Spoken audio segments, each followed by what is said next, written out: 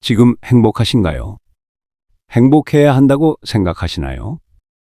2300년 전 그리스의 철학자 에피쿠로스는 이렇게 말했습니다.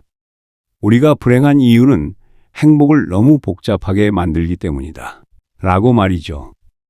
오늘 행복을 다시 단순하게 만드는 시간, 지금 시작합니다. 오늘도 우리는 질문합니다. 나는 행복한가? 아침에 일어나 출근 준비하면서, 하루를 보내고 집에 돌아오면서, 그리고 답합니다. 글쎄, 행복한가? SNS를 봅니다. 친구는 승진했고 후배는 창업했습니다. 다들 행복해 보이는데 나는 왜 이럴까? 우리는 원합니다. 그냥 행복하고 싶습니다. 거창하지 않아도, 특별하지 않아도 됩니다. 그저 오늘 하루가 괜찮고 내일이 두렵지 않으면, 지금 이 순간이 나쁘지 않으면 하고 말이죠. 하지만 어디선가 속삭입니다. 더 많이 벌어야 해. 더 높이 올라가야 해. 더 많이 가져야 행복해. 그래서 우리는 달립니다. 승진을 향해, 연봉을 향해, 성공을 향해 말이죠. 그런데 이상합니다. 도착했는데도 행복이 없습니다. 왜 행복하지 않지? 그리고 또 다른 목표를 찾습니다. 끝없는 경주, 우리는 지쳐갑니다. 기원전 300년 그리스 아테네, 에피쿠로스라는 철학자가 있었습니다. 그는 쾌락주의자로 불렸습니다. 사람들은 그가 매일 향락을 즐긴다고 오해했죠. 하지만 실제로는 달랐습니다.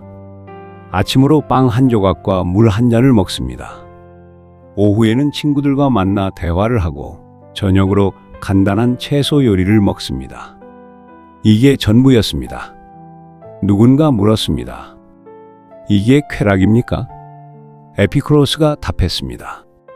고통이 없는 것, 그것이 최고의 쾌락이다. 배고프지 않으면 빵이 최고의 맛이고 목마르지 않으면 물이 최고의 음료다라고 말이죠. 사람들은 웃었습니다. 그게 무슨 행복이냐? 에피쿠로스는 반문했습니다. 지난주 먹은 저녁이 기억나는가? 한 달 전 입은 옷이 기억나는가? 1년 전 만난 사람이 기억나는가? 라고 말이죠. 더 많은 것을 가져도 결국 익숙해져서 무감각해진다. 하지만 고통이 없는 순간은 언제나 완벽하다. 그 순간 사람들은 깨달았습니다. 우리는 행복을 더하려고 하지만 진짜 필요한 건 불행을 빼는 것이었습니다. 저는 실험을 했습니다. 일주일 행복하기. 월요일 아침 출근길. 지하철이 덜 붐볐습니다. 평소 같으면 그냥 지나쳤을 일이지만 이번엔 달랐습니다. 오늘은 사람들에게 치이지 않았네. 불편함 하나가 없었습니다. 그 순간 기분이 좋았습니다. 화요일 점심시간. 좋아하는 메뉴가 매진되었습니다. 짜증이 올라왔습니다. 오늘 운이 없네. 그런데 문득 생각했습니다. 잠깐, 나 지금 배고픈가? 배는 고팠습니다. 하지만 굶주린 건 아니었습니다. 다른 메뉴를 먹었습니다. 맛있었습니다. 에피쿠로스가 맞았습니다. 배고픔만 없으면 뭐든 맛있습니다. 수요일 회사에서 야근. 짜증이 났습니다. 왜 나만 이렇게 힘들까? 그때 창밖을 봤습니다. 비가 내렸습니다. 사무실에 있어 비를 맞진 않습니다. 야근은 힘들지만 비 맞으며 일하는 것보단 나았습니다. 목요일 동료가 승진했습니다. SNS에 올라온 축하 글들. 질투가 났습니다. 잠깐, 내가 지금 불행한가? 아니었습니다. 나는 지금 이 순간 건강합니다. 하는 일이 있습니다. 오늘 맛있는 점심도 먹었습니다. 동료의 행복이 내 불행은 아니었습니다. 금요일 퇴근 후 집. 아무 계획이 없는 저녁. 예전 같으면 불안했습니다. 나 이러고 있어도 되나? 하지만 이번엔 달랐습니다. 소파에 앉아 창밖을 봤습니다. 아무 생각도 하지 않았습니다. 고통이 없었습니다. 그것만으로 충분했습니다. 중국 고대 철학자 노자는 말했습니다. 만족할 줄 아는 자는 항상 만족하고 그칠 줄 아는 자는 항상 편안하다라고 말이죠. 일주일의 실험, 행복을 더하지 않았습니다. 단지 불행을 덜 만들었을 뿐입니다. 그런데 이상하게도 행복했습니다. 그런데 진짜 어려운 날이 왔습니다. 토요일 아침, 친한 친구에게서 연락. 카톡 프로필 사진이 바뀌었습니다. 새 집을 사서 이사를 했군요. 축하한다 메시지를 보냈습니다. 진심이었습니다. 하지만 핸드폰을 내려놓는 순간 밀려왔습니다. 외로움, 초조함, 불안. 다들 앞으로 가는데 나만 제자리네. 일주일간의 연습이 순식간에 무너졌습니다. 에피쿠로스와 노자, 그리고 쇼펜하우어. 모든 철학이 무의미해졌습니다. 침대에 누워 천장을 봤습니다. 그때였습니다. 19세기 독일 철학자 쇼펜하우어의 말이 떠올랐습니다. 우리는 행복을 직접 얻을 수 없다. 다만 불행을 피할 뿐이다. 그리고 불행을 가장 잘 피하는 방법은 타인과 비교하지 않는 것이다. 나는 지금 불행한가? 아니었습니다. 건강했습니다. 일이 있습니다. 먹을 것이 있습니다. 그리고 잠잘 곳이 있습니다. 친구의 이사가 내 불행을 만든 게 아니었습니다. 내가 비교를 선택한 겁니다. 일어나 창문을 열었습니다. 햇살이 들어왔습니다. 그래, 친구야, 정말 축하한다. 이번엔 진짜 진심이었습니다. 제가 발견한 보물은 거창한 행복이 아니었습니다. 그저 괜찮은 오늘이었습니다. 행복은 얻는 게 아니라 발견하는 것이다. 그것은 이미 여기 있다. 배고프지 않은 이 순간, 비교하지 않는 지금 이 순간, 그 모든 순간이 완벽한 행복입니다. 드디어 찾았습니다. 행복은 멀리 있지 않았습니다. 지금 여기 바로 이 순간에 있습니다. 일요일 아침, 똑같은 침대, 똑같은 천장, 똑같은 하루의 시작. 하지만 뭔가 달랐습니다. 눈을 떴습니다. 불안과 질투가 없었습니다. 그것만으로 충분했습니다. 아침을 먹었습니다. 평범한 토스트. 하지만 맛있었습니다. 배고팠으니까요. 산책을 나갔습니다. 목적지는 없었습니다. 공원 벤치에 앉았습니다. 아무 생각도 하지 않았죠. 불편함이 없습니다.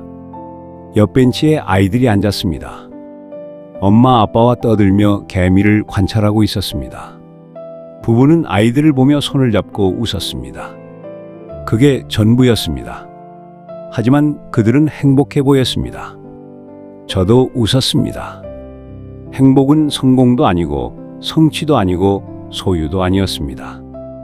행복은 상태였습니다. 고통 없는 상태, 비교 없는 상태, 만족하는 상태. 핸드폰을 꺼냈습니다. 친구에게 메시지를 보냈습니다. 정말 축하해. 행복하길 바라. 그리고 덧붙였습니다. 나도 오늘 행복해. 이번엔 SNS에 올리지 않았습니다. 누가 알아줄 필요도 없었습니다. 나만 알면 되니까요. 집으로 돌아왔습니다. 거울을 봤습니다. 웃고 있었습니다. 그래, 이거면 됐어. 2300년 전 아테네에서 2025년 대한민국까지 에피쿠로스의 정원은 여전히 우리 곁에 있습니다. 고통이 없는 것이 최고의 쾌락이다.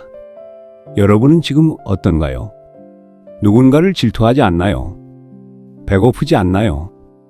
그렇다면 여러분은 지금 완벽하게 행복한 겁니다. 다만 몰랐을 뿐입니다. 오늘부터는 압니다. 그저 모두 그냥 행복하기를. 여러분도 저도 이미 우리는 충분합니다.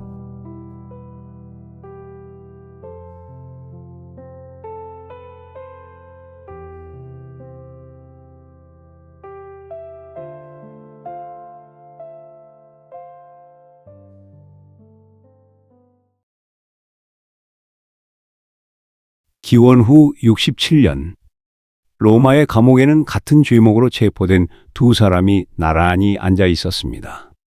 한 사람은 창살을 바라보며 절망에 빠졌고 다른 한 사람은 창 너머 별을 바라보며 희망의 노래를 불렀습니다.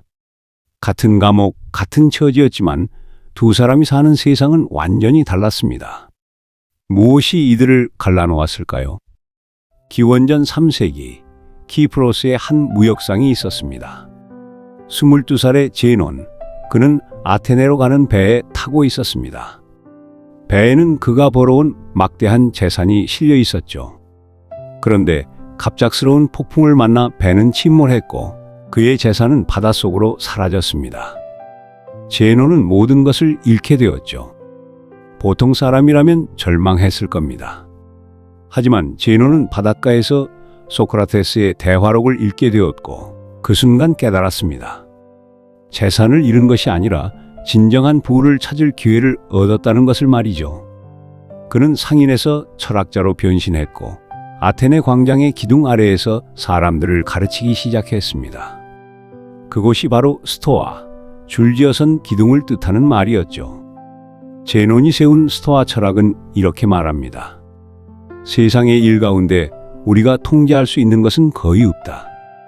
하지만 그 일을 어떻게 생각하고 받아들일지는 내 손안에 있다. 라고 말이죠. 배가 침몰한 것은 제논이 바꿀 수 없는 사실이었습니다. 하지만 그것을 재앙으로 볼지 새로운 시작으로 볼지는 온전히 그의 선택이었죠. 비가 내립니다. 농부는 웃으며 말합니다. 농작물이 잘 자라겠구나. 소풍 가려던 아이는 울고 빨래를 널어둔 자취생은 한숨을 쉽니다. 책을 읽던 작가는 미소 지으며 생각합니다. 글쓰기 좋은 날이구나. 비는 그저 비입니다. 하늘에서 물방울이 떨어지는 자연 현상일 뿐이죠. 하지만 사람들은 각자의 생각으로 비를 축복으로 만들기도 하고 슬픔으로 만들기도 합니다.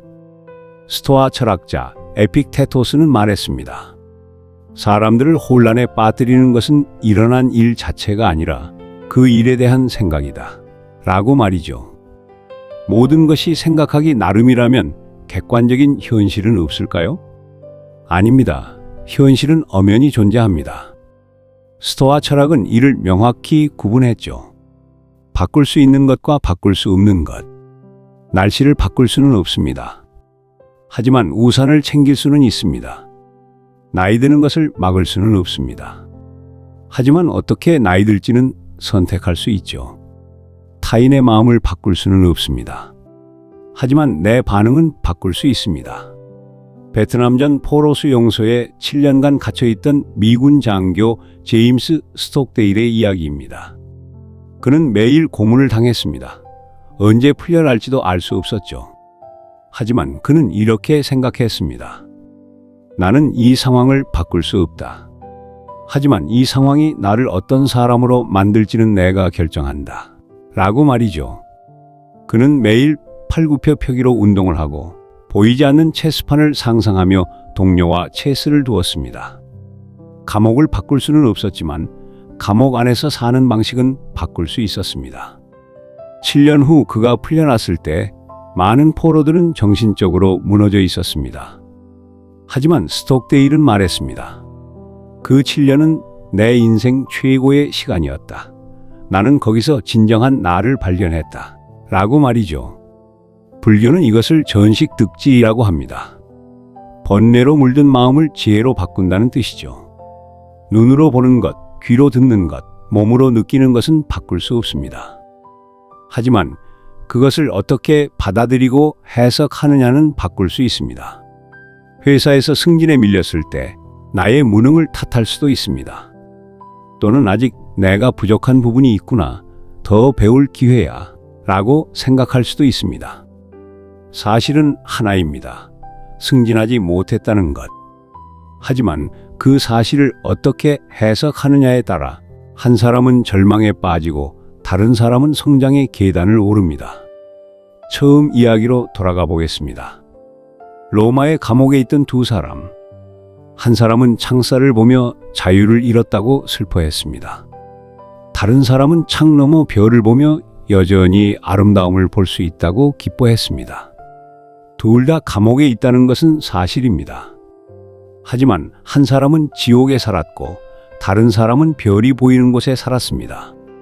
세상은 본래 좋지도 나쁘지도 않습니다. 우리의 생각이 세상을 좋게 만들거나 나쁘게 만들죠. 우리가 무엇을 보기로 했느냐의 차이일 뿐, 창살과 별은 늘 함께 있습니다. 오늘 하루가 힘든가요? 그렇다면 잠시 별을 찾아보는 건 어떨까요? 작은 것이어도 괜찮습니다. 따뜻한 차 한 잔이나 창밖에 나무 한 그루, 누군가의 작은 미소와 같은 건 말이죠. 그것을 보기로 선택하는 순간 우리의 세상은 달라질 테니까요.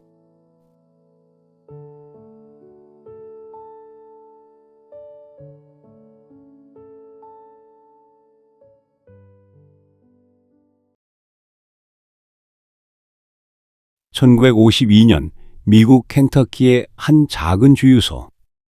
65살의 남자가 해고 통보를 받습니다. 정부가 새 고속도로를 만들면서 주유소 앞을 지나던 차들이 모두 사라져버렸기 때문이죠. 사회보장연금 $105. 그게 그가 가진 전부였습니다. 보통 사람이라면 이제 늙었으니 조용히 살아야지라고 생각했을 겁니다.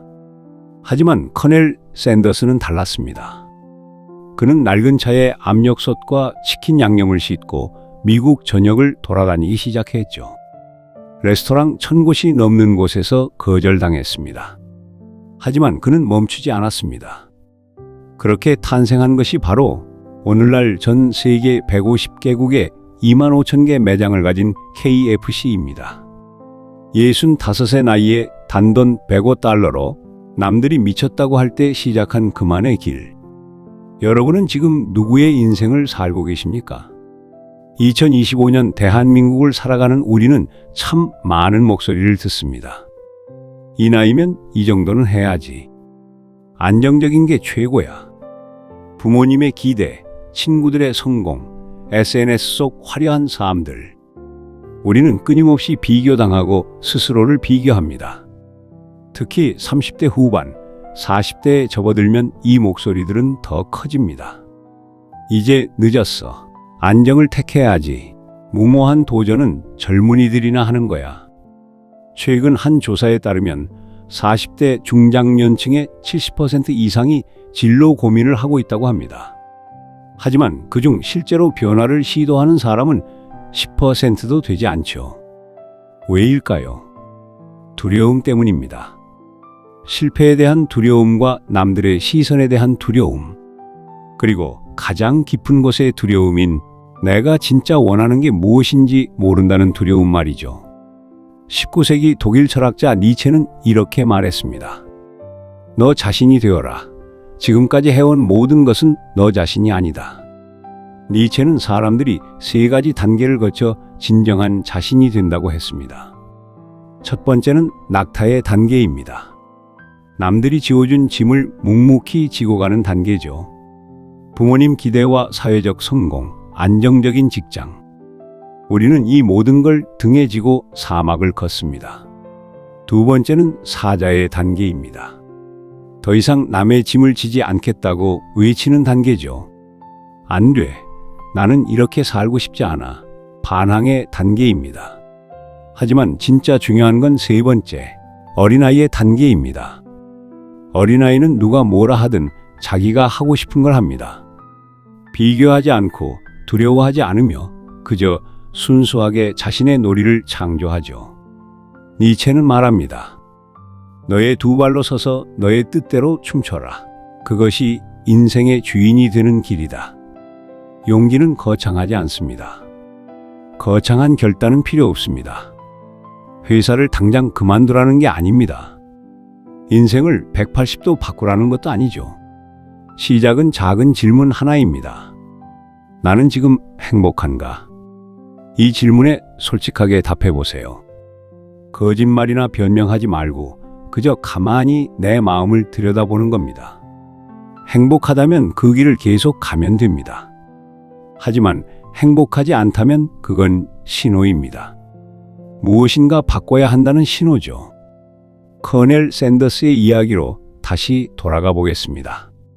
그가 65세 KFC를 시작했을 때 사람들은 비웃었습니다. 하지만 그는 이렇게 말했습니다. 사람들은 내가 너무 늙었다고 했다. 하지만 내가 지금 시작하지 않으면 언제 시작하겠는가? 라고 말이죠. 진짜 용기는 남들보다 뛰어나야만 발휘되는 게 아닙니다. 진짜 용기는 그래도 시작하는 것입니다. 40대에 새로운 도전을 하는 것, 50대에 하고 싶었던 공부를 시작하는 것, 60대에 늘 꿈꿔왔던 작은 가게를 여는 것, 언제든 늦지 않았습니다. 프랑스 소설가 빅토르 위고는 이렇게 말했죠. 마흔이야말로 청년기의 늙음이 아니라 노년기의 청춘이다. 세상에는 두 가지 길이 있습니다. 하나는 남들이 만들어 놓은 길, 안전하고 검증되었고 많은 사람이 걷는 길입니다. 다른 하나는 아무도 가지 않은 길, 험하고 불확실하고 외로울 수도 있는 길이죠. 하지만 당신의 발자국이 곧 길이 된다는 것을 기억하세요. 로버트 프로스트의 시 가지 않은 길에는 이런 구절이 있습니다. 숲속에 두 갈래 길이 있었습니다. 나는 사람이 덜 다닌 길을 택했습니다. 그리고 그것이 모든 것을 바꾸어 놓았습니다. 자신만의 길을 걷는 것, 그것이야말로 인생의 가장 위대한 모험입니다. 오늘 하루 작은 용기를 내보세요. 누가 뭐라 하든 내가 진짜 하고 싶은 한 가지를 해보는 겁니다. 그 작은 발걸음이 모여 언젠가 나만의 아름다운 길이 될 것입니다.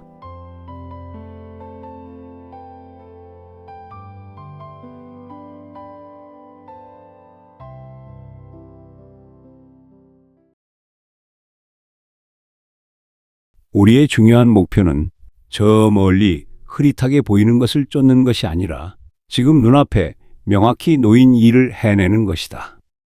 19세기 영국의 사상가 토마스 칼라일은 훗날 세계 최고의 의사가 되어 이렇게 고백했죠. 이 글이 내 인생을 완전히 바꾸어 놓았다. 라고 말이죠. 많은 걱정들로 밤잠을 설치고 계신가요? 내 노후는 괜찮을까? 내가 저 일을 할 수 있을까? 집값은 계속 오르는데 내 집 마련이 가능할까? 정부 통계를 보면 우리 모두의 고민거리는 바로 나이와 돈, 그리고 시간입니다. 30대까지 취업을 고민하고 40대가 되면 결혼을 고민하고 50대에서 60대까지 자녀 문제를 걱정하는 시대가 됐죠. 머릿속이 온통 걱정으로 가득 차서 정작 지금 이 순간을 제대로 살지 못하고 있는 건 아닌가요? 윌리엄 우드라는 목사님이 있었습니다. 몇 해 전 잠을 이룰 수 없을 만큼 심한 통증에 시달렸습니다. 통증이 극심해서 부친을 위암으로 잃은 가족력까지 떠올리며 불안해했죠. 병원에 가서 정밀검사를 받았더니 신경성 위염으로 스트레스가 원인이라는 진단을 들었습니다. 우드 목사는 교회의 온갖 일들을 도맡으며 언제나 긴장과 중압감 속에서 살았기 때문이죠. 의사의 권유에 따라 일과 마음의 부담을 줄이려고 노력했지만 완전히 편안해지기는 말처럼 쉽지 않았습니다. 불필요한 걱정들을 왜 머릿속에서 내보내지 못하는 걸까요? 어느 날 설거지를 하면서 즐겁게 콧노래를 부르는 자신의 모습을 보고 불현듯 깨달았습니다. 내가 18년 전 결혼할 때 앞으로 닦아야 할 모든 접시의 양을 떠올렸다면 완전히 질리고 신경쇠약에 걸렸을 거야. 그랬다면 이렇게 콧노래를 부르며 하지도 않았겠지. 하지만 오늘 닦을 접시만 생각하고 있으니 설거지도 즐기며 할 수 있는 거구나. 그제야 우드 목사는 자신이 얼마나 어리석게 지내왔는지 실감할 수 있었습니다. 오늘 사용한 접시를 설거지하면서도 어제 접시와 내일 닦아야 할 접시까지 마음속에 쌓아두고 걱정과 긴장에 매몰되어 있었던 거죠. 여러분, 이게 바로 걱정을 멈추는 첫 번째 비밀입니다. 오늘 닦을 접시만 생각하라. 우드 목사의 이야기는 우리 모두의 이야기입니다. 우리는 이 일을 하면서도 과거의 후회와 미래의 불안을 함께 끌어안고 살아가고 있습니다. 아침에 출근길에서도 다음 주 프레젠테이션과 내년 승진평가, 노후 자금 마련과 아이 교육을 걱정하죠. 데일 카네기는 이렇게 말했습니다. 걱정은 외부에 있는 것이 아니라 우리 내면에 있다. 마음먹기에 따라 걱정과 근심을 얼마든지 없앨 수 있다. 라고 말이죠. 1871년 봄, 한 젊은 의학도가 우연히 꺼내든 책에서 토마스 칼라일의 글을 읽었습니다. 바로 처음에 말씀드린 그 문장이었죠. 그때 그 청년은 의과대학 최종 시험을 앞두고 온갖 걱정에 사로잡혀 있었습니다. 과연 합격할 수 있을까? 합격한다면 앞으로 무엇을 해야 할까? 개원은 할 수 있을까? 미래에 대한 불확실성으로 고민하고 방황하던 그에게 이 글귀는 운명처럼 다가왔습니다. 지금 눈앞에 명확히 놓인 이 일을 해내는 것이다. 그는 그 순간부터 오늘 하루를 충실하게 살기로 결심했습니다. 내일 시험에 대한 불안이나 먼 미래의 개원에 대한 걱정 대신 오늘 공부해야 할 교재에만 집중하기로 한 거죠. 그 청년은 바로 윌리엄 오슬러, 당대 최고의 명의가 된 인물입니다. 세계적 권위를 인정받아 존스 홉킨스 의과대학을 설립했고 영국 의학계 최고의 명예인 옥스퍼드 의대 교수까지 되었습니다. 그런데 재밌는 건 오슬러 자신은 평범한 두뇌를 가졌다고 고백했다는 점입니다. 예일대학교에서 강연할 때 이렇게 말했죠. 혹자는 나를 비범한 두뇌의 소유자라고 생각하겠지만 내 친구들은 나 역시 지극히 평범한 두뇌를 가졌음을 알고 있습니다. 그렇다면 그가 성공할 수 있었던 비결은 대체 무엇일까요? 예일대학교에서 강연하기 몇 달 전 오슬러는 대형 여객선을 타고 대서양을 건넜습니다. 그 배는 몇 개의 단순한 버튼 조작만으로 배의 각 부분이 육중한 철문으로 완전히 격리되어 방수구역으로 바뀌는 시스템을 갖고 있었죠. 오슬러는 그때의 경험에 빗대어 학생들에게 매우 중요한 메시지를 전했습니다. 배가 불필요한 구역들을 철문으로 차단하여 지금 당장의 항해에만 온전히 몰두하듯이 과거를 차단하고 오늘 이 순간에 집중하십시오. 아직 오지 않은 내일도 차단함으로써 미래에 대한 불안감에서 벗어나십시오. 이게 바로 오슬러가 평범한 두뇌로도 비범한 성취를 이룰 수 있었던 비밀입니다. 과거와 미래를 차단하고 오늘 해야 할 일에만 전력을 기울인 것이죠. 그런데 여기서 오해하지 마세요. 내일을 준비하지 않아도 된다는 뜻이 아닙니다. 오늘 할 일에 전력을 기울이는 것이 내일을 대비하는 유일한 방법이기 때문입니다. 그럼 구체적으로 어떻게 해야 할까요? 먼저 걱정으로 머릿속이 어지러울 때는 잠시 모든 것을 멈추고 자문해 보세요. 나는 지금 무엇을 걱정하고 있는가? 데일 카네기는 이렇게 말했습니다. 우리 인생의 90%는 순탄하게 흘러가고 10%만 문제에 부딪힌다. 행복해지고 싶다면 성공적인 90%의 의식을 집중하라. 라고 말이죠. 생각해 보세요. 여러분이 지금까지 살면서 진짜 큰 문제가 된 일이 얼마나 될까요? 대부분의 걱정은 실제로 일어나지 않았거나 생각보다 쉽게 해결되었을 겁니다. 노르웨이의 위대한 바이올리니스트 올레불의 이야기를 들려드릴게요. 그가 파리에서 콘서트를 열던 중 바이올린 현 하나가 끊어지는 돌발 상황이 발생했습니다. 관객들은 이제 연주가 망쳤다고 생각했지만 불은 당황하지 않고 나머지 세 현으로 연주를 훌륭하게 마쳤어요. 청중은 완전히 매료되었죠. 신학자 해리 에머슨 포스딕이 이를 두고 말했습니다. 현 하나가 끊어지면 나머지 세 현으로 연주를 마치는 것, 그것이 인생이다 라고 말이죠. 누구의 인생이든 반드시 결핍된 부분이 있습니다. 푸념하고 절망한다 해도 달라지는 건 없어요. 손에 주어진 자원을 최대한 활용해 나아갈 길을 개척하는 것만이 돌파구와 변화를 가져옵니다. 로마 제국을 통치한 철학자 마르쿠스 아우렐리우스는 이렇게 말했습니다. 우리 삶은 우리의 생각이 만드는 것이다. 말 그대로입니다. 행복한 생각은 행복한 인생을 만들고 불행한 생각은 불행한 인생을 만듭니다. 걱정하는 생각에 사로잡히면 걱정이 꼬리에 꼬리를 물어 더욱 괴로워집니다. 그렇다면 오늘부터 이렇게 해보세요. 첫째, 과거와 미래를 차단하고 오늘에 집중하세요. 어제 일로 후회하지 말고 내일의 일로 불안해하지 마세요. 지금 눈앞에 놓인 일에만 전념하는 겁니다. 회사에서 일할 때는 오직 그 업무에만 집중하고 아이와 놀 때는 온전히 아이와 함께 하세요. 과거의 실수나 미래의 걱정을 끌어들이지 말고요. 둘째, 걱정이 생기면 구체적으로 적어보세요.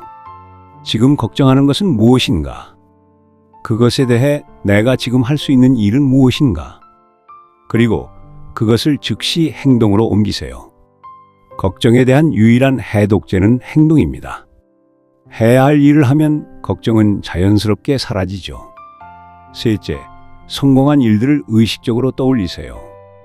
문제가 된 10%보다는 잘 풀린 90%에 감사하는 마음을 가지세요. 건강하게 깨어난 오늘 아침과 따뜻한 가족과의 식사, 안정된 직장, 이런 일상의 축복들을 의식적으로 인식해 보세요. 여러분, 1년 전에 무슨 걱정을 했는지 기억나시나요? 아마 대부분 기억나지 않을 겁니다.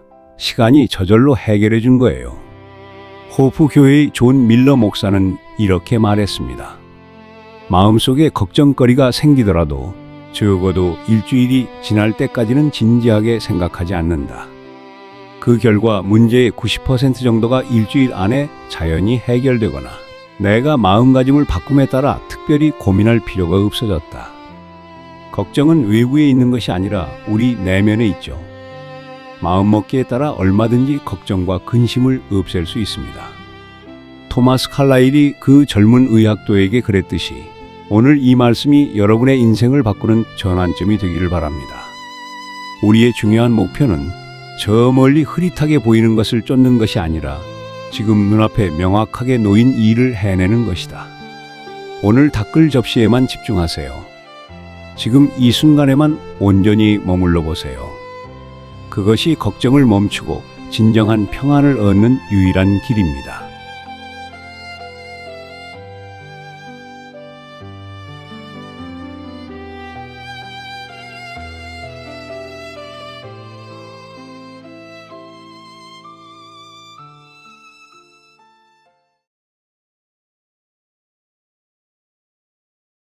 (1922년) 오스트리아의 시인 릴케는 한 젊은이에게 편지를 썼습니다. 외로움을 두려워하지 마십시오. 당신이 외롭다고 느끼는 그 순간이야말로 당신이 가장 넓은 공간 속에 있다는 증거입니다. 지금 이 순간 전 세계 수백만 명이 스마트폰을 들여다보며 좋아요를 기다립니다. 인류 역사상 가장 연결된 시대. 그런데 왜 우리는 이토록 외로울까요? 한국 성인의 40%가 자주 외로움을 느낀다고 답했습니다. 점심을 함께 먹을 사람이 없는 직장인, 주말이 두려운 일인 가구, 가족과 함께 있어도 혼자인 중년. 역설적이게도 우리는 함께 있을수록 더 외로워집니다. 외로움은 고통입니다. 과학자들은 말합니다. 만성적 외로움은 하루 담배 한 갑을 피우는 것만큼 해롭다고 말이죠. 면역력을 떨어뜨리고 심장을 약하게 만들고 우리의 생명을 갉아먹습니다. 그런데 이상한 일이 있습니다. 외로움을 느끼는 순간 우리는 더욱 사람들을 밀어냅니다. 친구의 전화를 피하고 모임을 거절하고 방문을 닫아버립니다. 왜 그럴까요? 독일의 작가 헤르만 헤세는 소설 데미안에서 이렇게 말했습니다. 새는 알에서 나오려고 투쟁한다. 알은 세계이다. 태어나려는 자는 하나의 세계를 깨뜨려야 한다. 우리의 외로움도 마찬가지입니다. 외로움은 우리에게 무언가를 깨뜨리라고 말하고 있는 것은 아닐까요? 불교에는 공이라는 개념이 있습니다. 비어있음, 아무것도 없음. 우리는 이것을 두려워합니다. 빈 방을 무서워하고 침묵을 견디지 못하고 혼자 있는 시간을 TV나 스마트폰으로 채웁니다. 그런데 선승들은 말합니다. 진짜 자유는 비어있음에서 시작된다고. 컵이 비어야 새로운 차를 부을 수 있듯이 마음이 비어야 진짜 나를 만날 수 있습니다. 프랑스 철학자 파스칼은 이렇게 말했습니다. 인간의 모든 불행은 단 하나, 방 안에 조용히 혼자 앉아 있을 줄 모르는 데서 비롯된다. 우리가 외로움을 느끼는 이유는 혼자가 되는 것이 두렵기 때문이 아닙니다.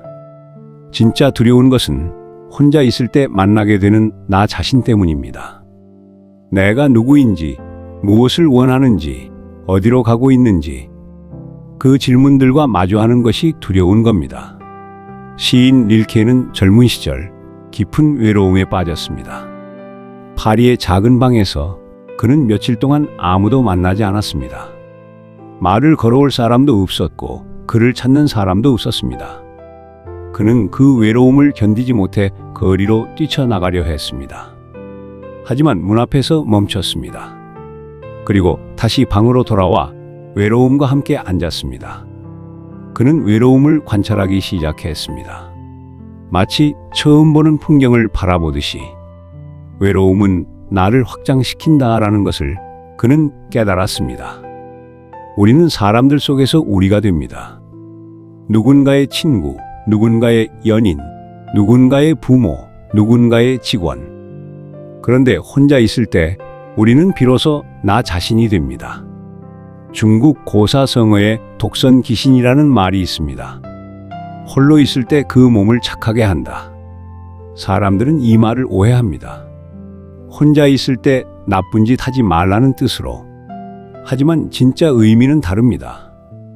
홀로 있을 때 우리는 비로소 자신을 온전히 돌볼 수 있습니다. 타인의 시선이 아닌 내 마음의 소리를 들을 수 있습니다. 외로움은 선물입니다. 나 자신과 대화할 수 있는 유일한 시간이니까요. 빈센트 반 고흐는 평생 외로웠습니다. 동생 테오를 제외하고는 그를 이해해주는 사람이 거의 없었습니다. 그림은 팔리지 않았고 사람들은 그를 미친 사람 취급했습니다. 그런데 그 외로움 속에서 그는 별이 빛나는 밤을 그렸습니다. 깊은 고독 속에서 그는 우주의 소용돌이를 보았습니다. 혼자였기에 세상이 보지 못하는 것을 볼 수 있었습니다. 성경에는 이런 구절이 있습니다. 광야로 나아가라. 그곳에서 네가 누구인지 알게 될 것이다. 예수는 40일을 광야에서 혼자 보냈습니다. 부처는 보리수 아래 홀로 앉았습니다. 성자들은 알았습니다. 진정한 깨달음은 고독 속에서 온다는 것을. 우리 모두에게는 내면의 광야가 있습니다. 아무도 들어올 수 없는 오직 나만의 공간. 그곳이 바로 외로움입니다. 그런데 그 광야에서 우리는 가장 아름다운 것을 발견합니다. 바로 완벽한 나입니다. 탈무드에는 이런 말이 있습니다. 혼자 걸을 줄 아는 사람만이 다른 사람과 함께 걸을 수 있다. 외로움을 견딜 수 있는 사람만이 진정한 관계를 맺을 수 있습니다. 하지만 외로움과 함께 산다는 것은 쉽지 않습니다. 때로는 밤이 너무 깁니다. 때로는 침묵이 너무 무겁습니다. 혼자라는 사실은 너무 아픕니다. 릴케는 이렇게 말했습니다. 외로움을 사랑하는 법을 배우십시오. 그것은 가장 어려운 일 중 하나입니다. 외로움 속에서 우리는 유혹받습니다. 아무나 붙잡고 싶어집니다. 아무 관계라도 만들고 싶어집니다. 나를 채워줄 누군가를 찾아 헤맵니다. 그러나 그것은 외로움을 해결하지 못합니다. 오히려 더 깊은 공허함을 남길 뿐입니다. 어린 왕자의 생택 쥐페리는 이렇게 썼습니다. 사막이 아름다운 것은 어딘가에 우물을 숨기고 있기 때문이지. 외로움도 마찬가지입니다. 외로움이 소중한 것은 그 깊은 곳에 진짜 나를 숨기고 있기 때문입니다. 미국의 시인 메리 올리버는 물었습니다. 당신의 단 하나뿐인 소중하고 야생적인 삶으로 무엇을 할 건가요? 이 질문에 답할 수 있는 곳은 단 한 곳입니다. 고요한 외로움 속이죠. 외로움은 나를 찾아가는 여행이고 고독은 나를 지키는 성이다. 혼자여도 괜찮습니다. 아니, 혼자여야 합니다. 외로움 속에서 우리는 비로소 온전해집니다. 그리고 온전한 사람만이 다른 사람과 진정으로 연결될 수 있습니다. 당신의 외로움을 두려워하지 마세요. 그것은 여러분이 자기 자신과 가장 가까워지는 순간입니다. 오늘 밤 조용히 혼자 앉아보세요. 15분이면 충분합니다. 그 침묵 속에서 당신은 가장 소중한 사람을 만날 것입니다. 바로 당신 자신을요.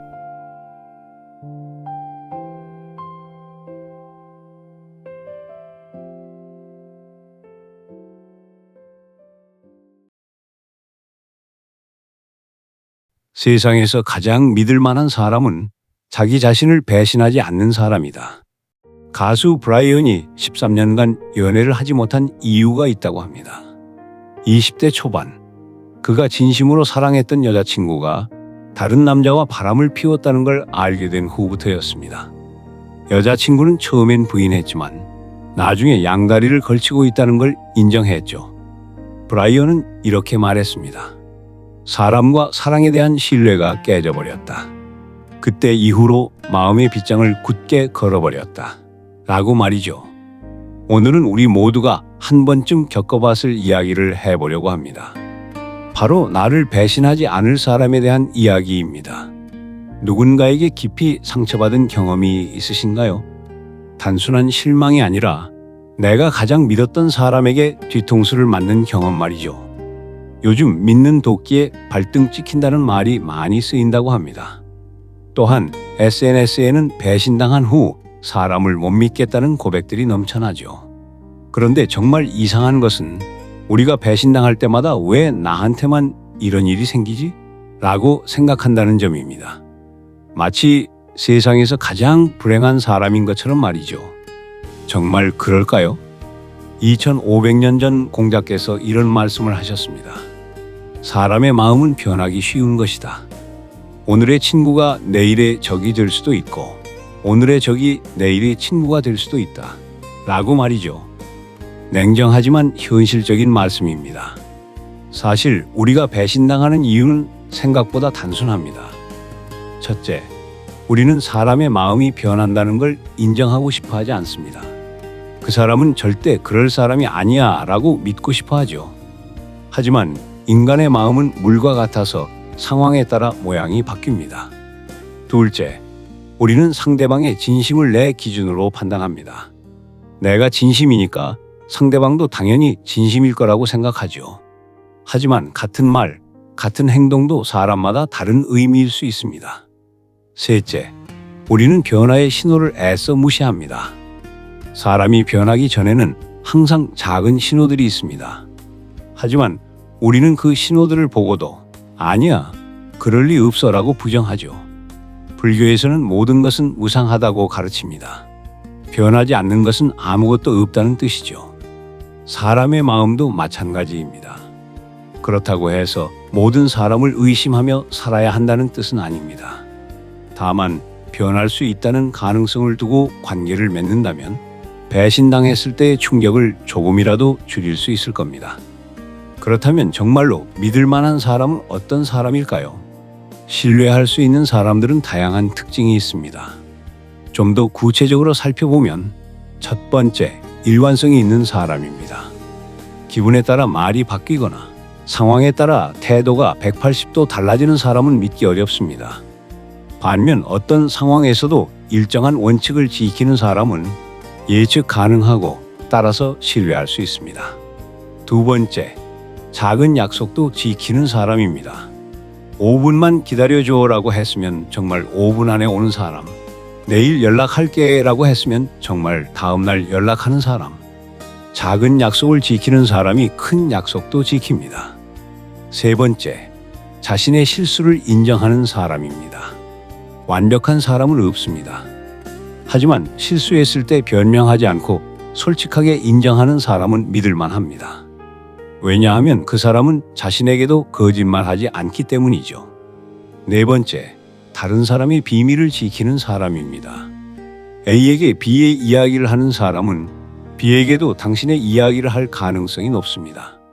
반대로 누구의 이야기든 함부로 입 밖에 내지 않는 사람은 당신의 비밀도 지켜줄 겁니다. 다섯 번째, 어려울 때 찾아오는 사람입니다. 좋을 때만 나타나는 사람과 힘들 때도 함께하는 사람은 다릅니다. 프랑스 작가 생텍쥐 페이리는 말했습니다. 좋은 친구는 그냥 만들어지는 것이 아니다.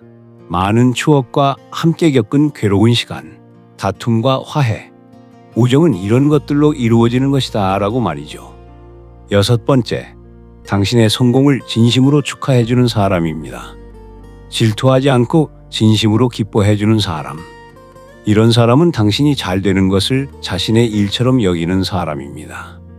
7번째, 자기 자신을 잘 아는 사람입니다. 자신의 한계를 아는 사람은 무리한 약속을 하지 않습니다. 자신이 할 수 있는 것과 없는 것을 분명히 구분하죠. 이런 사람의 예와 아니오는 명확합니다. 그런데 이 모든 이야기를 하면서 가장 중요한 것을 빠뜨렸네요. 바로 나 자신에 대한 이야기입니다. 여러분, 혹시 자신과의 약속은 잘 지키시나요? 내일부터 운동해야지 하고 며칠 뒤 포기하지는 않으셨나요? 이번엔 정말 금주할 거야 하고 일주일도 안 되어 다시 술을 마시지는 않나요? 우리는 타인의 배신에는 민감하지만 자신에 대한 배신에는 너그럽습니다. 하지만 생각해 보세요. 자기 자신과의 약속도 제대로 지키지 못하는 사람이 어떻게 다른 사람을 완전히 믿을 수 있을까요?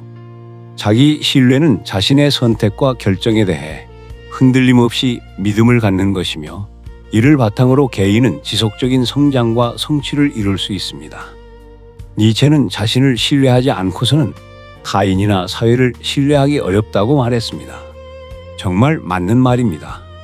자기 신뢰를 키우는 방법은 의외로 간단합니다. 첫째, 작은 약속부터 지켜보세요. 거창한 계획 말고 정말 작은 것부터 말입니다.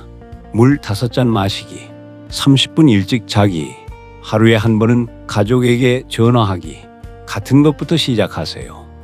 둘째, 자신의 감정을 솔직하게 인정하세요.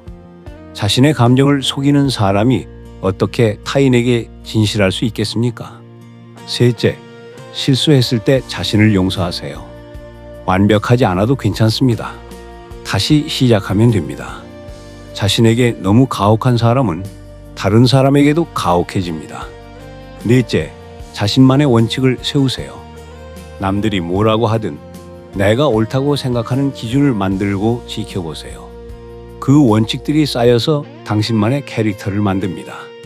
사실 우리가 진짜 찾아야 하는 것은 나를 배신하지 않을 사람이 아니라 나 자신이 배신하지 않을 사람이 되는 것일지도 모릅니다. 여러분, 우리는 모두 누군가에게 배신당한 상처를 가지고 살아갑니다. 그 상처가 우리를 조심스럽게 만들기도 하고 때로는 외롭게 만들기도 합니다. 하지만 그 상처 때문에 모든 사람을 의심하며 살 필요는 없습니다. 대신 좋은 사람을 알아볼 수 있는 눈을 기르고 나 자신부터 신뢰할 만한 사람이 되어보면 어떨까요? 배신은 관계에서 일어나는 일입니다. 하지만 신뢰도 역시 관계에서 만들어집니다. 조금 늦더라도, 조금 조심스럽더라도 진짜 믿을 만한 사람들과 진짜 믿을 만한 관계를 만들어가는 것. 그것이 상처를 딛고 일어서는 진정한 방법이 아닐까요? 나를 배신하지 않을 사람을 찾기 전에 먼저 나 자신이 나를 배신하지 않는 사람이 되어보세요. 그때 진짜 믿을 만한 사람들이 당신 주변에 모이기 시작할 겁니다.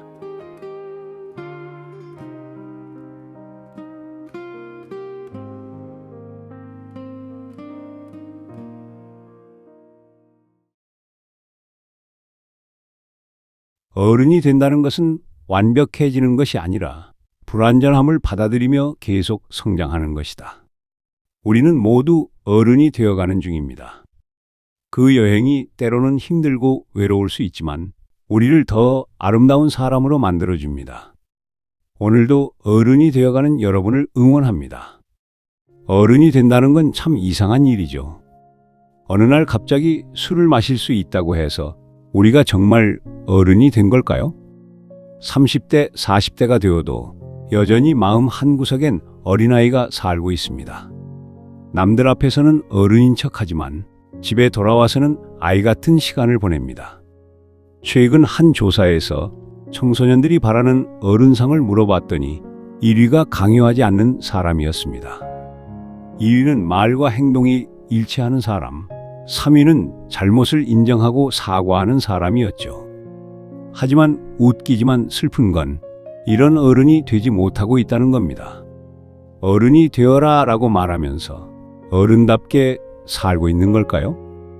나이값을 못한다라는 말이 있습니다. 나이는 먹었지만 성숙하지 못하단 말이죠. 감정 조절이 안 되고 자기만 생각하는 그런 사람들 말입니다.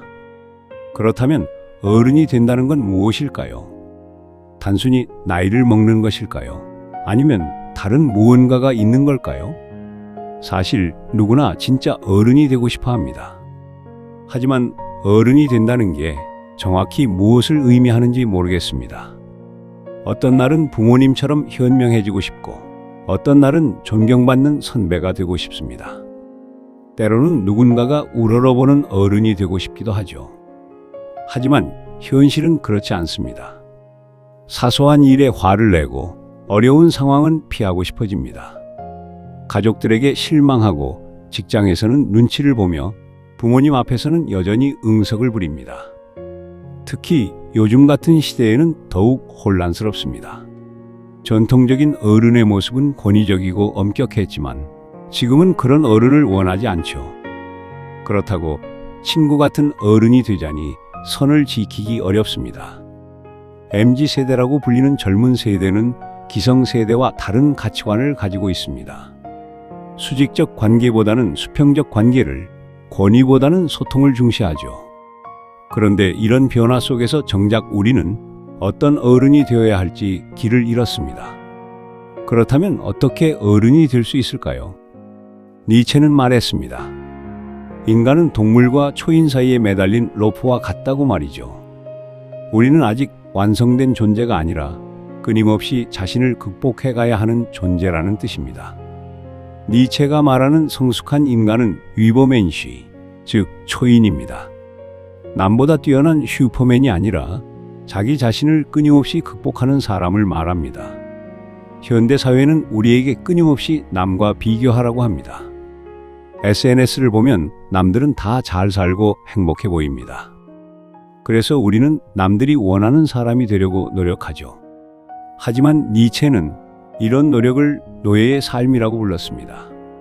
남의 기준에 맞춰 사는 것 말이죠. 진짜 자유로운 사람은 자기만의 가치를 만들어가는 사람입니다. 그런데 여기서 중요한 건 니체가 말하는 자유는 무책임한 자유가 아니라 더 큰 책임을 지는 자유입니다. 자신의 삶과 선택에 대해 온전히 책임지는 거죠. 어른이 된다는 것에 대해 또 다른 관점을 제시한 철학자들이 있습니다. 바로 스토아 학파 철학자들인데요. 스토아 철학에서 성숙한 인간의 특징은 무엇일까요? 첫째는 내가 통제할 수 있는 것과 통제할 수 없는 것을 구분하는 지혜입니다. 에픽테토스는 말했습니다. 어떤 일들은 우리에게 달려있고 어떤 일들은 우리에게 달려있지 않다. 우리에게 달려있는 것은 우리의 의견, 욕망과 혐오, 한마디로 우리 자신의 행동이다. 날씨가 춥다고 해서 화를 낼 수는 없습니다. 누군가 나를 욕했다고 해서 그 사람의 마음을 바꿀 수는 없죠. 하지만 그 상황에서 어떻게 반응할지는 내가 선택할 수 있습니다. 스토아 철학자 마르쿠스 아우렐리우스는 로마 황제였습니다. 엄청난 권력을 가졌지만 그는 매일 저녁 자신을 돌아보며 이런 질문을 했습니다. 오늘 나는 어떤 잘못을 저질렀는가? 어떤 점에서 더 나아졌는가? 이것이 진짜 어른의 모습입니다. 자신의 실수를 인정하고 계속해서 성장하려고 노력하는 사람 말이죠. 하지만 스토아 철학만으로는 부족합니다. 때로는 감정도 중요하기 때문이죠. 중용이라는 개념이 있습니다. 지나치지도 모자라지도 않는 적절한 말이죠. 군자는 화를 내되 도를 잃지 않고 기뻐하되 예를 잃지 않는다고 했습니다. 감정을 억누르는 것이 아니라 감정을 적절히 표현하는 것, 이것이 성숙한 어른의 모습입니다.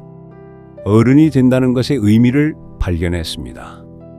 첫째, 자기 자신에 대해 책임지는 사람입니다. 자신의 행동과 선택에 대해 남을 탓하지 않는 사람이죠. 둘째, 타인을 존중할 줄 아는 사람입니다.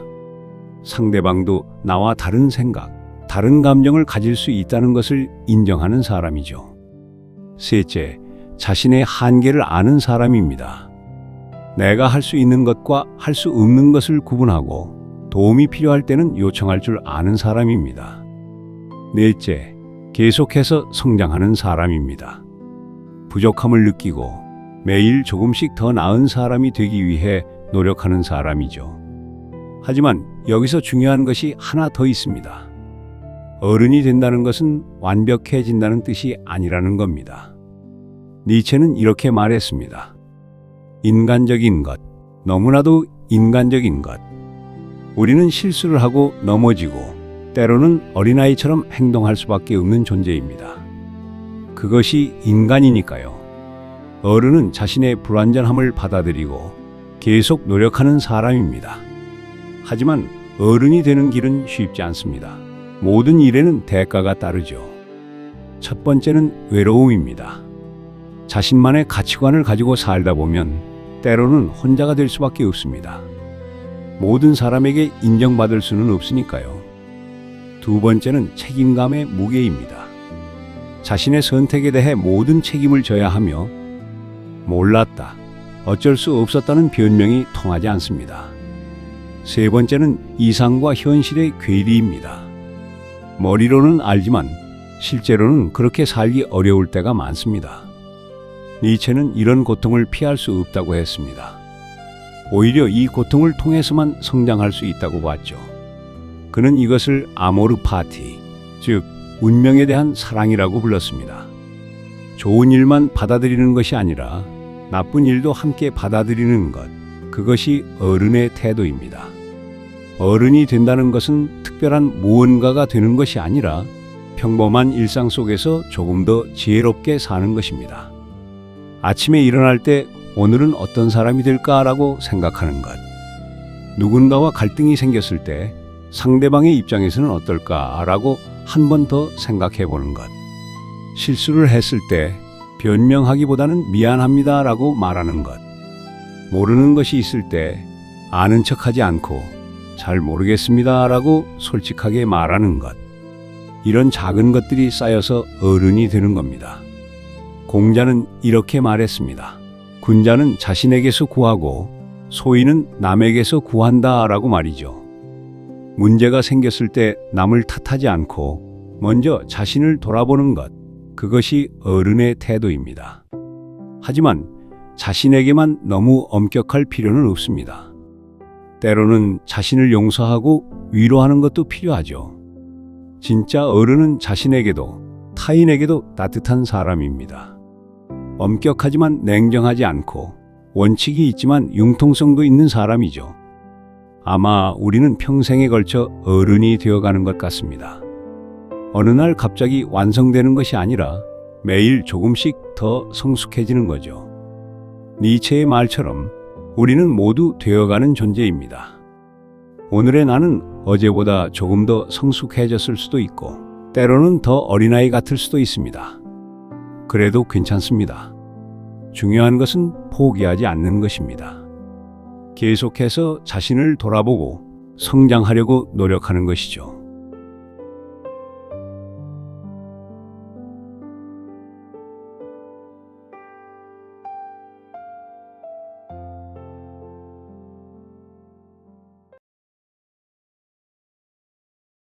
어느 날 19세기 러시아의 위대한 작가 톨스토이는 갑작스러운 고열에 시달렸습니다.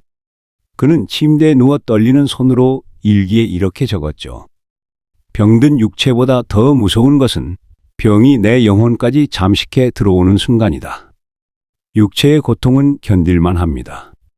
하지만 그 고통이 마음속 깊은 곳에 모든 불안을 끄집어내기 시작할 때 우리는 진짜 지옥을 경험하게 됩니다. 오늘은 아플 때 찾아오는 정신적 불안, 그 어두운 터널에서 빛을 찾는 법에 대해 이야기하려 합니다. 여러분, 건강할 때는 세상이 참 단단해 보이죠? 내일도 오늘처럼 일어나서 출근하고 밥 먹고 웃을 수 있을 것 같습니다. 하지만 감기라도 한번 걸리면 어떤가요? 37.8도의 미열만으로도 세상이 흔들리기 시작합니다. 독일의 철학자 니체는 말했습니다. 인간은 고통 그 자체보다 고통의 의미를 찾지 못할 때 더 괴로워한다.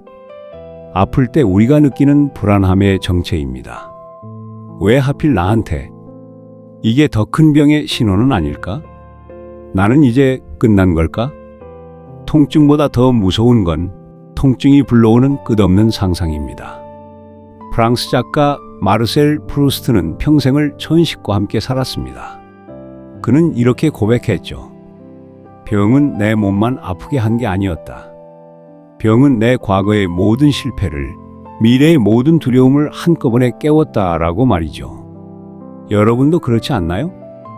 감기 몸살 하나에도 지난달 못다한 일들이 떠오르고 다음 주 중요한 약속이 걱정되며 가족들에게 짐이 되는 것 같아서 미안해집니다. 2023년 대한의사협회 조사에 따르면 병원을 찾는 환자의 약 40%가 신체 증상과 함께 불안장애 증상을 보인다고 합니다.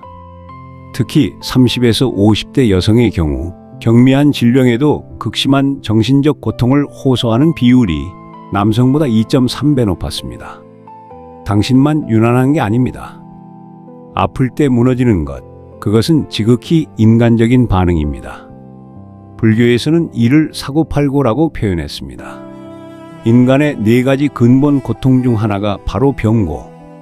단순히 몸이 아픈 게 아니라 병이 우리의 모든 자유를 빼앗아 간다는 뜻입니다.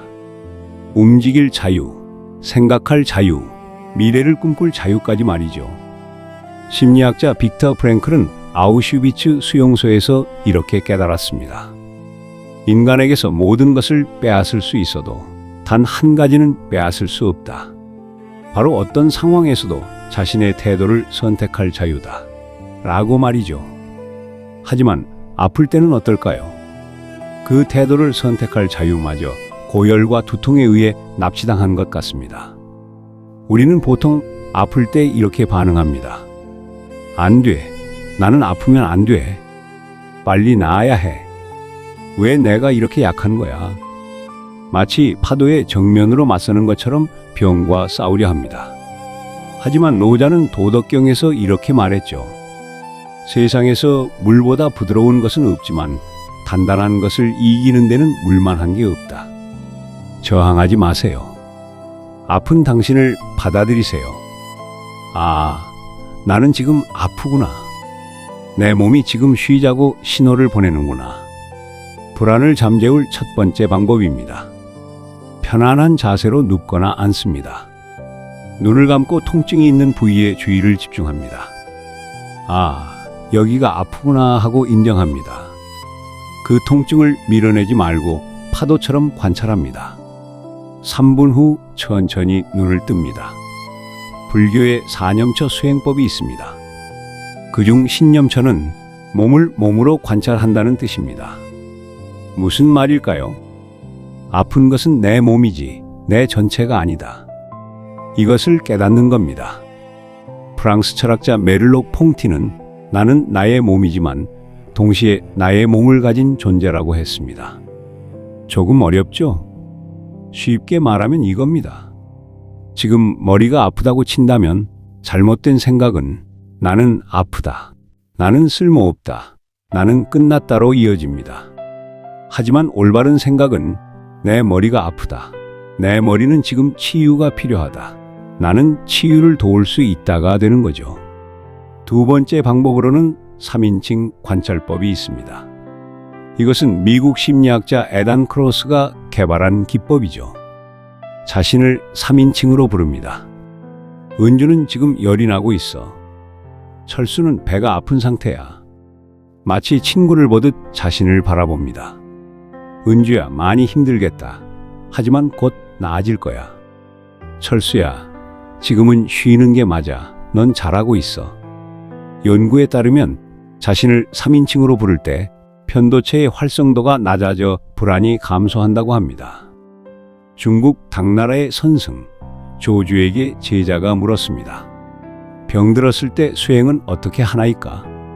조주가 답했습니다. 끽다거, 차나 한 잔 하라는 뜻이죠. 이 말의 깊은 뜻은 이겁니다. 거창한 깨달음이 아니라 지금 여기서 할 수 있는 가장 작은 일에 집중하라. 아플 때 우리는 나는 언제 나을까? 이 병이 더 심해지면 어쩌지?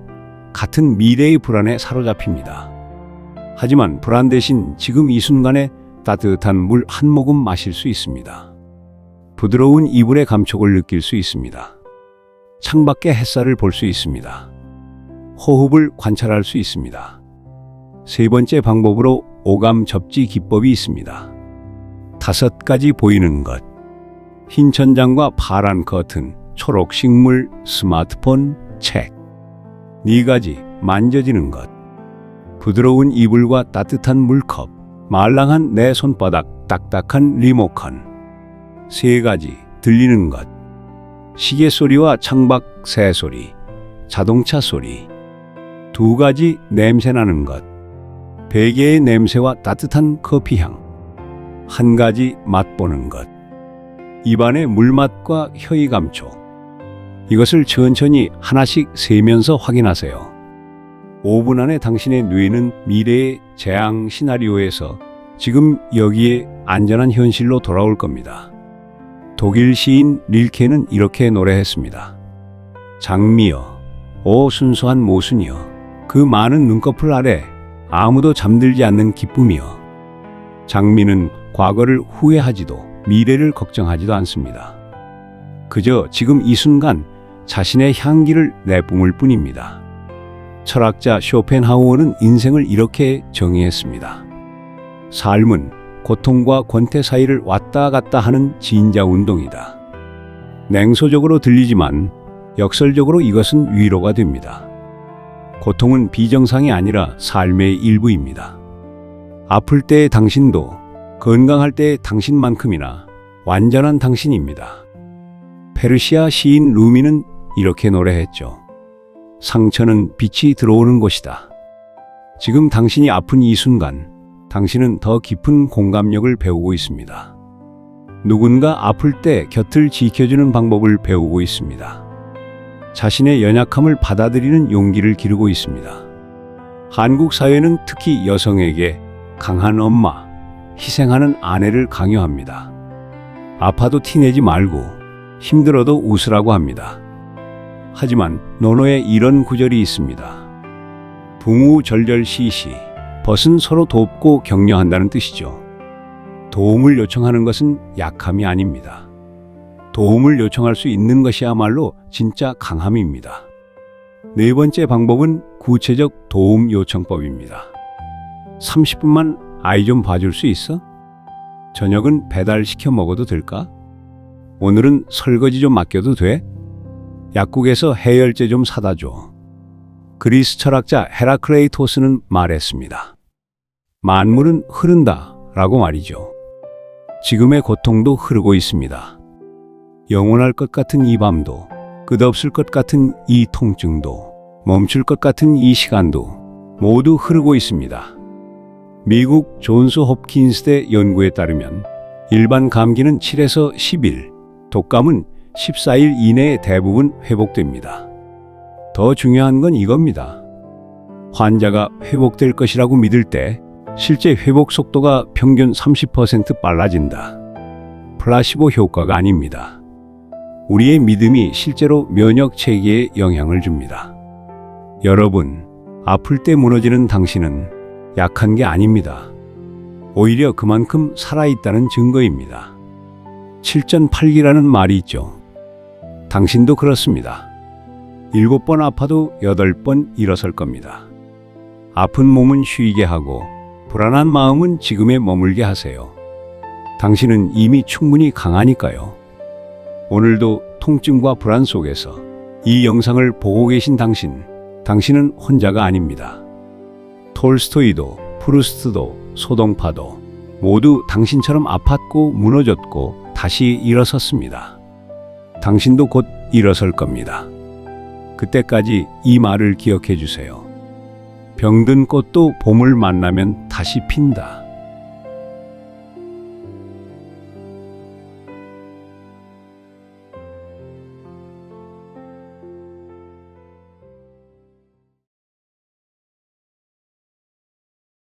인생을 바꾸는 사람을 만나고 싶다면 먼저 누군가의 인생을 바꿔줄 수 있는 사람이 되어라. 여러분, 혹시 이런 경험 있으신가요? 누군가를 만나고 나서 내 인생이 달라졌구나 라고 느껴본 적 말입니다. 어떤 사람은 단 한 번의 만남으로 우리 마음 깊숙한 곳을 건드립니다. 따스한 말 한마디, 따뜻한 눈빛 하나로 우리는 완전히 다른 사람이 되어버리죠. 반대로 수십 년을 함께 살아도 서로에게 아무런 변화를 주지 못하는 관계도 있습니다. 같은 공간에 있지만 마치 투명 인간처럼 서로의 존재를 느끼지 못하는 그런 관계 말입니다. 그렇다면 도대체 무엇이 다른 걸까요? 어떤 사람은 우리 인생에 깊은 흔적을 남기는데 또 어떤 사람은 그냥 스쳐 지나가기만 합니다. 인생을 바꾸는 사람의 첫 번째 특징, 진정으로 들어주는 사람입니다. 여기서 말하는 들어준다는 것은 단순히 귀를 기울이는 것이 아닙니다. 마음으로 듣는 것입니다. 판단하지 않고 평가하지 않고 오로지 그 사람의 이야기에 온전히 집중하는 것이죠. 김창옥 선생님의 이야기를 들어보세요. 30대 중반의 나이에 처음으로 KBS 아침마당 생방송 70분을 혼자 진행해야 하는 상황이었죠. 그때 이금희 아나운서가 그에게 건넨 말이 있었습니다. 편하게 하시고 힘드시면 저희에게 토스하세요. 저희가 받아서 다시 넘겨드릴게요. 단순한 말이었지만 그 말 속에는 무엇이 담겨 있었을까요? 판단하지 않고 함께 하겠다는 마음. 김창옥 선생님은 그 순간을 이렇게 회상합니다. 그분이 날 믿어주신 거구나. 내 안에 있는 걸 끄집어낸 사람이 그분이었구나. 라고 말이죠. 진정으로 들어주는 사람은 상대방에게 가르치려 하지 않습니다. 대신 그 사람 안에 이미 있는 보물을 발견하게 도와줍니다. 마치 땅속 깊은 곳에 있는 샘물을 끌어올리듯이 말이죠. 여러분 주변에도 그런 사람이 있나요?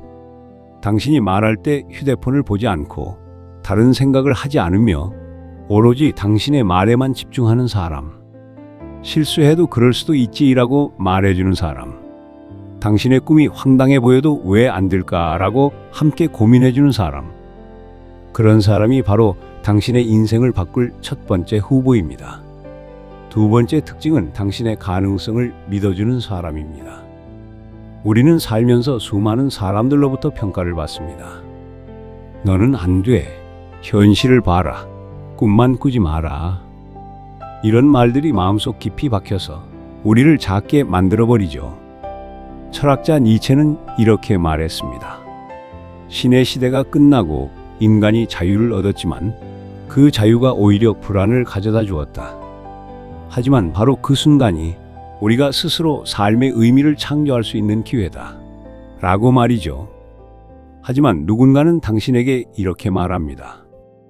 너는 네가 생각하는 것보다 훨씬 대단한 사람이야. 너에게는 아직 발견되지 않은 재능이 있어.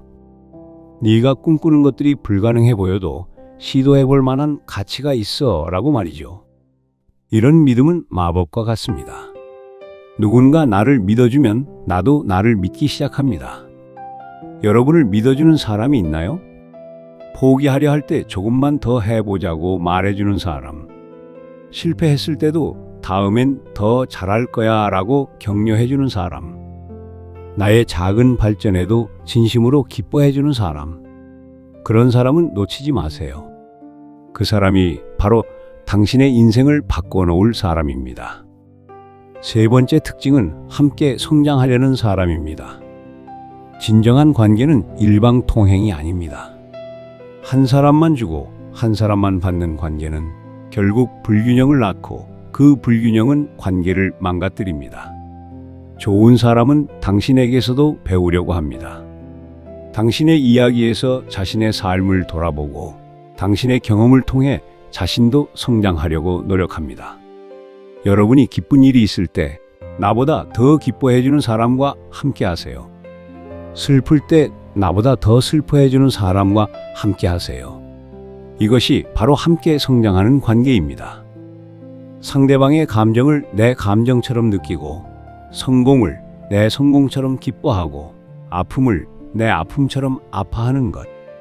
이런 관계에서 두 사람 모두 성장할 수 있습니다. 이런 사람과 함께 있으면 혼자일 때보다 더 나은 사람이 됩니다. 1+1이 2가 아니라 3이나 4가 되는 것처럼 더 큰 시너지를 만들어내게 되죠. 네 번째이자 마지막 특징입니다. 이것이 가장 중요한 특징일지도 모릅니다. 우리 인생에서 가장 중요한 관계는 사실 나 자신과의 관계입니다. 내가 나를 어떻게 대하고 어떤 말을 하는지, 얼마나 사랑하는지가 모든 관계의 기초가 됩니다. 아, 나는 이런 사람이었구나. 내가 이런 면도 있었구나. 이런 깨달음을 주는 사람입니다. 인생을 바꾸는 사람은 당신에게 무언가를 더해주는 사람이 아니라 당신 안에 있는 보석을 발견하게 해주는 사람입니다. 우리는 다른 사람의 시선을 통해 자신을 봅니다. 부모의 기대와 사회의 시선, 친구들의 평가, 이런 것들이 나라는 사람을 규정해버리죠. 하지만 진정으로 당신을 사랑하는 사람은 당신의 고유한 아름다움을, 당신만이 가진 특별함을, 당신이 태어날 때부터 가지고 있던 빛을 발견하게 도와줍니다. 그런 사람과 함께 있으면 자신감이 생기죠. 자존감이 회복됩니다. 그리고 가장 중요한 것은 혼자 있을 때도 외롭지 않게 됩니다. 니체가 말했던 고독의 힘을 갖게 되는 것이죠. 다른 사람의 인정에 의존하지 않고도 자신만의 길을 당당하게 걸을 수 있는 힘 말입니다. 지금까지 인생을 바꾸는 사람의 4가지 특징을 살펴봤습니다. 진정으로 들어주는 사람, 가능성을 믿어주는 사람, 함께 성장하려는 사람, 자기 자신과의 관계를 바꾸게 해주는 사람. 그런데 여기서 한 가지 중요한 질문이 있습니다. 그런 사람을 만나기를 기다리기만 해야 할까요? 관계는 거울과 같습니다. 내가 어떤 사람이냐에 따라 내 주변에 모이는 사람들이 달라집니다. 내가 따뜻한 사람이면 따뜻한 사람들이 모여들고, 내가 부정적인 사람이면 부정적인 사람들이 모여들죠. 그러므로 인생을 바꿔줄 사람을 만나고 싶다면 먼저 내가 그런 사람이 되어야 합니다. 다른 사람의 말을 진정으로 들어주는 사람이 되고, 가능성을 믿어주고, 함께 성장하고, 다른 사람이 자기 자신을 사랑할 수 있게 도와주는 사람이 되는 것입니다. 오늘 하루 누군가에게 진심으로 귀 기울여 주세요. 누군가의 가능성을 믿어주는 말을 해주세요. 함께 성장하려는 마음을 가지고 누군가가 자기 자신을 더 사랑할 수 있도록 도와주세요. 그러면 놀라운 일이 일어날 것입니다. 주변에 그런 사람들이 모여들고 언젠가는 누군가에게 인생을 바꿔준 사람이 되어 있을 것입니다. 인생에서 가장 아름다운 순간은 결국 관계 속에서 일어나는 순간들이 아닐까 싶습니다. 혼자서도 충분히 아름다운 순간들이 있지만 그 아름다움을 나누고 함께 느낄 수 있는 사람이 있다면 기쁨은 배가 됩니다.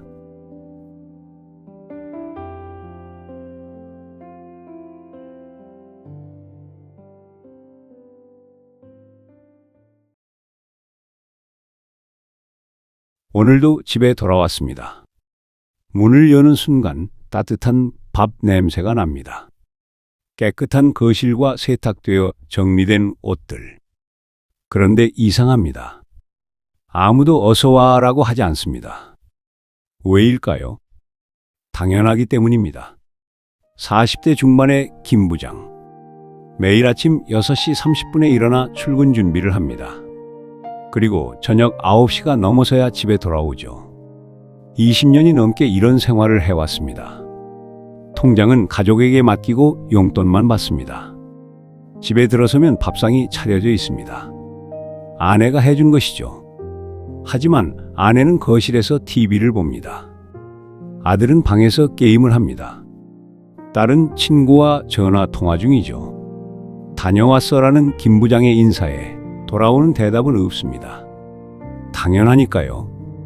아빠는 원래 그렇게 돈을 버는 사람이니까요. 아빠는 원래 늦게 들어오는 사람이니까요. 정신의학신문의 한 기사에 따르면 40대 이후 남성들은 가족을 부양하기 위해 억눌러 놨던 다양한 감정들을 깨닫게 된다고 합니다. 특히 누군가에게 기대고 싶은 자기 자신을 발견하게 되고 이러한 감정에 혼란스러워한다고 합니다. 김 부장도 마찬가지였습니다. 어느 날 문득 이런 생각이 들었습니다. 내가 가족한테 뭐지? 그냥 돈 버는 기계인가? 아내는 또 다릅니다. 매일 새벽 5시 30분에 일어나 아침을 준비합니다. 청소와 빨래, 요리까지. 하루도 빠짐없이 20년째입니다. 저녁이면 지쳐서 쓰러지고 싶지만 내일 또 해야 할 일들을 생각하며 잠이 듭니다. 그런데 가족들은 말합니다. 엄마는 원래 그런 거 아니에요? 다른 집 엄마들도 다 그러잖아요. 당연하니까요. 이런 말들을 들을 때마다 가슴 한쪽이 먹먹해집니다. 말로 표현하기 어려운 서운함이 쌓여갑니다. 불교에서는 보은을 강조합니다. 모든 존재는 서로 인연으로 얽혀 있고 받은 은혜를 갚는 것이 수행의 시작이라고 말이죠. 반포지효라는 고사성어가 있습니다. 까마귀 새끼가 자라서 나이든 어미 까마귀에게 먹이를 물어다 주는 것을 말합니다. 받은 은혜를 갚는다는 뜻이죠. 하지만 여기서 중요한 질문이 생깁니다. 까마귀 어미는 새끼에게 왜 먹이를 가져오지 않느냐고 화를 낼까요? 아닙니다. 새끼 까마귀가 가져온 먹이 한 톨에도 어미는 고마워합니다. 그리고 새끼 까마귀는 그 감사를 느끼며 더욱 정성을 다하죠. 사람은 어떻습니까? 밥 차려놓는 게 당연하지. 돈 버는 게 당연하지. 부모가 자식 돌보는 게 당연하지. 이 당연함 뒤에는 반드시 누군가의 헌신이 있습니다. 유교에서 말하는 효란, 단순히 부모를 공경하는 것이 아니라 가족 구성원 모두가 서로의 역할을 존중하고 감사하는 마음을 의미합니다. 사실 당연함에는 역설이 숨어 있습니다. 당신의 배우자가 매일 밥을 차립니다. 그것이 당연하다고 느껴진다면 사실 그것은 깊은 신뢰의 표현입니다. 당신은 내일도 1년 후에도 나를 위해 이 일을 해줄 것이다 라는 생각, 이것은 얼마나 큰 믿음입니까? 가장은 매일 출근해서 돈을 벌어오죠. 그것이 당연하다고 느껴진다면 그것 역시 깊은 신뢰입니다. 당신은 우리 가족을 책임질 것이다. 문제는 여기에 있습니다. 신뢰는 표현되지 않으면 당연함이 되고, 당연함은 표현되지 않으면 무관심이 되며, 무관심은 표현되지 않으면 상처가 됩니다. 어느 부부 상담 전문가는 이렇게 말했습니다. 결혼 생활에서 가장 위험한 말은 그게 당연한 거 아니야? 입니다. 이 말 한마디가 20년 부부를 남처럼 만들 수 있습니다. 그렇다면 어떻게 해야 할까요? 답은 의외로 간단합니다. 고마워. 이 세 글자. 미국 하버드 대학의 한 심리학 연구팀은 부부간 감사 표현이 결혼 만족도에 미치는 영향을 조사했습니다. 결과는 놀라웠습니다. 하루에 단 한 번이라도 고맙다는 말을 주고받는 부부는 그렇지 않은 부부보다 이혼율이 70% 낮았습니다. 어느 70대 할머니의 이야기입니다. 50년 결혼 생활 동안 남편은 한 번도 고맙다는 말을 하지 않았습니다. 당연한 것이라고 생각했으니까요. 그러다 남편이 병으로 쓰러졌습니다. 병상에 누운 남편이 처음으로 말했습니다. 여보, 그동안 고마웠어. 할머니는 그 순간 50년 동안에 모든 서운함이 눈 녹듯 사라졌다고 합니다. 너무 늦기 전에 말해야 합니다. 어머니, 언제나 믿어줘서 고맙습니다. 아버지, 매일 일하시느라 고생 많으세요. 여보, 당신이 있어서 내가 살아요. 이런 말 한마디가 20년 쌓인 서운함을 녹일 수 있습니다. 중국 당나라 시인 맹교의 시 유자음에 이런 구절이 있습니다.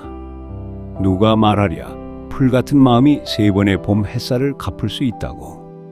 자식의 마음은 작은 풀과 같고 부모의 은혜는 봄 햇살과 같습니다. 아무리 갚으려 해도 다 갚을 수 없는 것. 그것이 가족의 사랑입니다.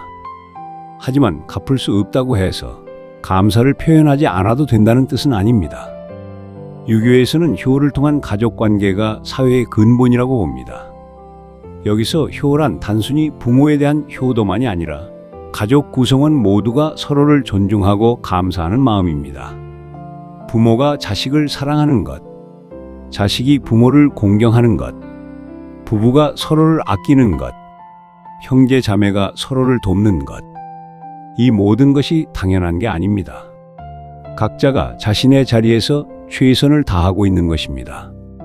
오늘 이 시간 이후 집에 돌아가면 한번 해보시기 바랍니다. 밥상을 차린 가족에게 고마워요.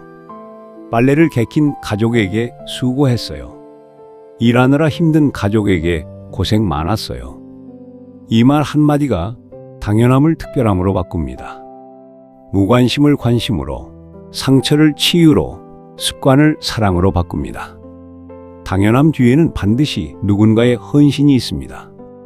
그것을 알아보는 눈, 그것을 표현하는 용기, 그것이 바로 진짜 가족입니다. 오늘 밤 여러분이 사랑하는 사람에게 고마워라고 말해보세요. 어색할 수도 있습니다. 쑥스러울 수도 있습니다. 하지만 그 한마디가 당신의 가족을 지키는 가장 강력한 힘이 될 것입니다. 당연함 뒤에 숨은 마음, 그 무게를 알아주는 것이 진짜 가족입니다.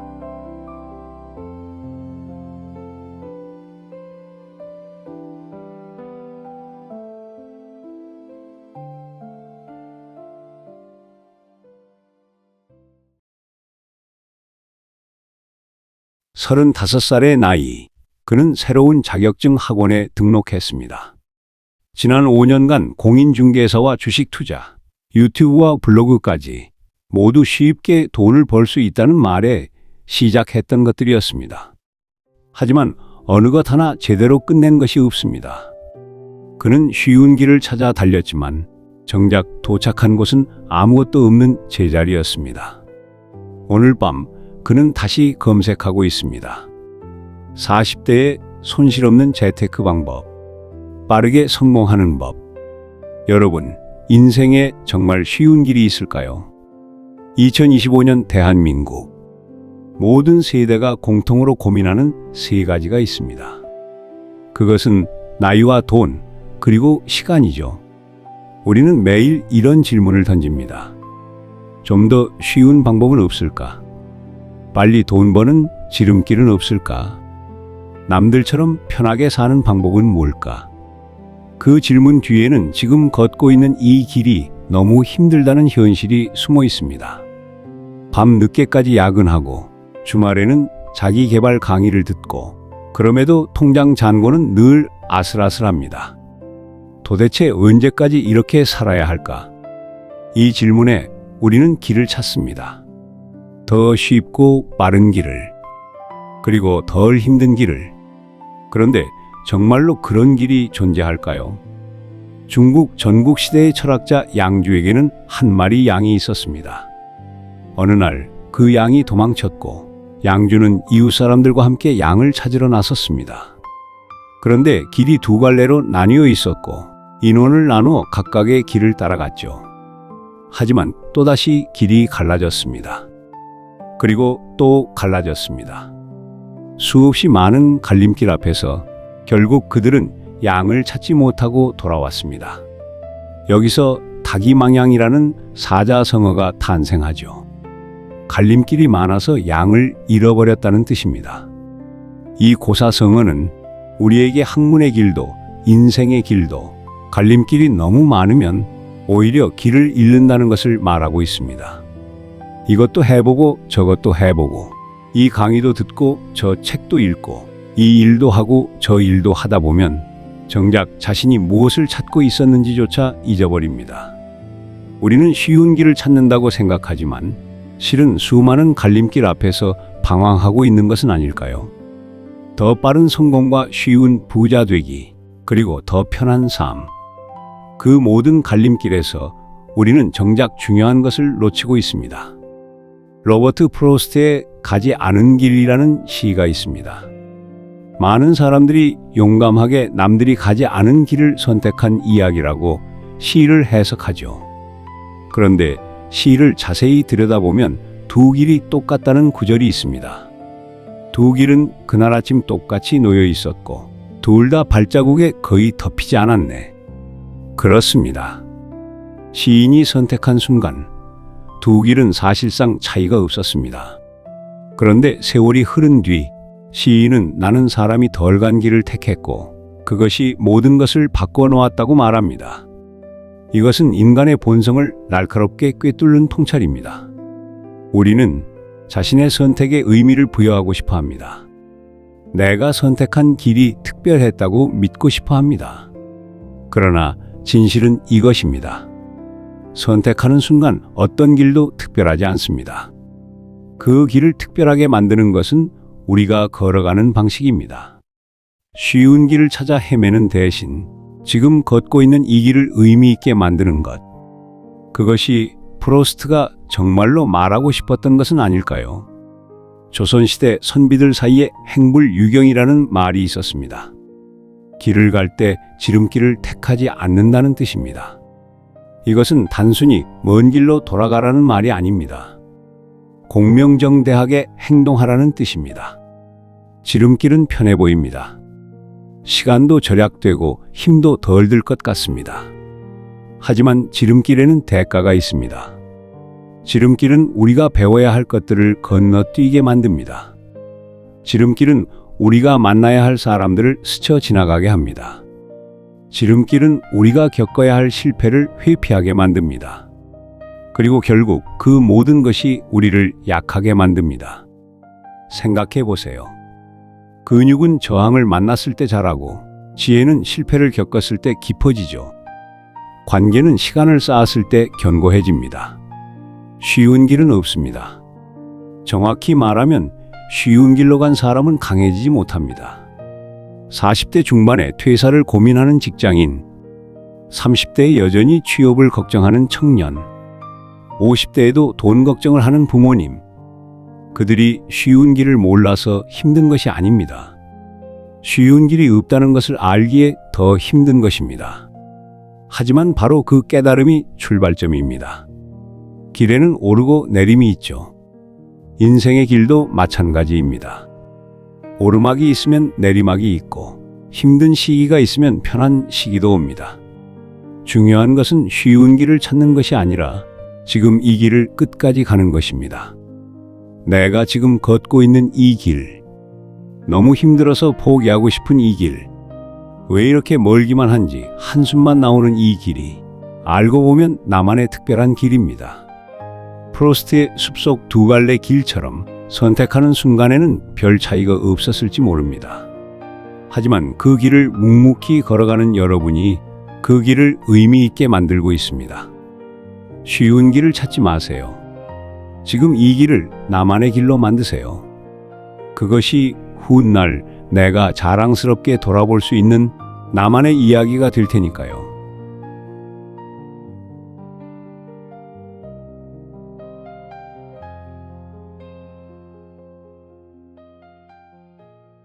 오늘 하루도 묵묵히 자신만의 길을 가고 있는 여러분을 응원합니다.